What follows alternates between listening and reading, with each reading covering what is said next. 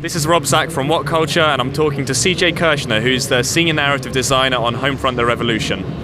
So C.J., could you just elaborate on what exactly a Senior Narrative Designer does on Homefront? So a Senior Narrative Designer, as with any narrative designer, is the steward of the player's narrative experience of the game. We work with all of the other departments, art, tech, AI, audio, to really create that experience of being a guerrilla fighter in an occupied America, and to make sure that all of it makes sense, all of it feels right. It's sort of a strange, squishy, intangible kind of day-to-day role.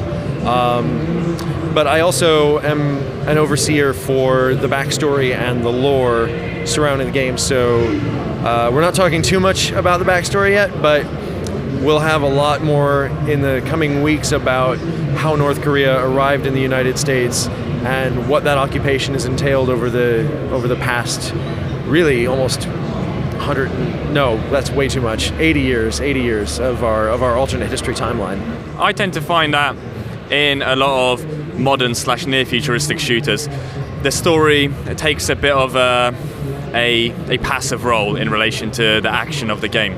I found that, I think Gears of War may be an exception. A lot of these games tend to not engage me too much on a storyline level, and I think a lot of people may feel the same way. How will Homefront: The Revolution kind of move away from that? Well, I think the engaging thing is our gameplay, and the moment-to-moment gameplay is really your story. You, as the player, are crafting an experience out of all of the ingredients that we've provided for you, whether that's the combat encounters that you'll run into and the tools that you have at your disposal, whether that is the environments that you are running through. One of the nice things about being an open world game is we have the main campaign. It's a high impact cinematic experience that I think players expect from a game of this caliber, and that will carry them through their role in the occupation and the resistance is growing to prominence. But we also have lots of side content, and we have all of these little, almost micro stories that are told through the environmental art and through the NPC dialogue in the world. And by making the game open world, we really gain so many new avenues to tell smaller stories rather than just the one big one. So can you give an example of kind of one of these smaller stories that you encounter throughout the game? Absolutely. And it's one that I love to cite as an example, because it's one that I think sets Homefront apart from other shooters. And it's really all in the player's imagination. It's a piece of environmental narrative, but part of our occupation fantasy is resource scarcity, and how do people live for extended periods of time without the modern conveniences that we take for granted today. And you start to see things in our yellow zones like rainwater collection or backyard farming, and all of those little environmental props that are placed there by our artists and level designers come together to form a picture of what life is like under this occupation. And it's something that doesn't require words, but when you look at it, you recognize it as that little tableau, and you start to build again a story in your head about who's using this stuff and what their life must be like.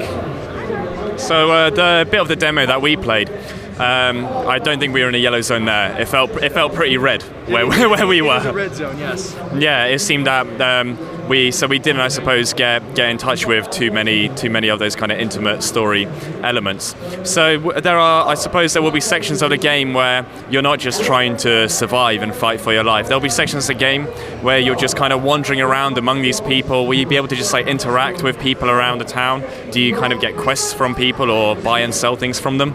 So as you pointed out, yes, this is a red zone. This is where we are showcasing sort of the combat sandbox of using your guerrilla toolkit items and the frenetic combat and the waves of increasingly difficult reinforcements that really cause players to feel like a guerrilla fighter, make them put them on the back foot all of the time, and every encounter that you survive feels like it happens by the skin of your teeth. The yellow zones are a much less combat heavy affair.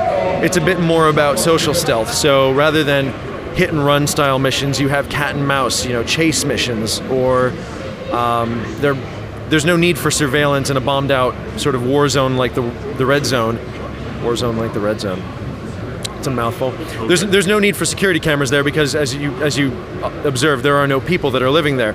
But again, in the yellow zones, there's security on every street corner and propaganda broadcasts that are playing constantly. You will interact with people. You will visit their shops. You will conduct missions that are both given by them and in their neighborhoods. So you have to figure out how to accomplish those objectives without drawing your weapon. Sometimes it's in the yellow zone, if you were to draw a gun in public, everybody in that immediate area would just scatter in fear because, one, guy has just drawn a gun. Two, gun means that he's with the resistance. Three, resistance means that the occupational police are going to come here and they're going to crack down on all of us. So we don't want to be associated with you right now. But through the player's actions, they'll begin to fear you a bit less, and then they'll become a bit more civilly disobedient. And eventually the goal is to get everybody to rise up and join with you. CJ, thank you for your time. Rob, thanks for coming. So Homefront: The Revolution is coming out in spring 2016. Stay tuned.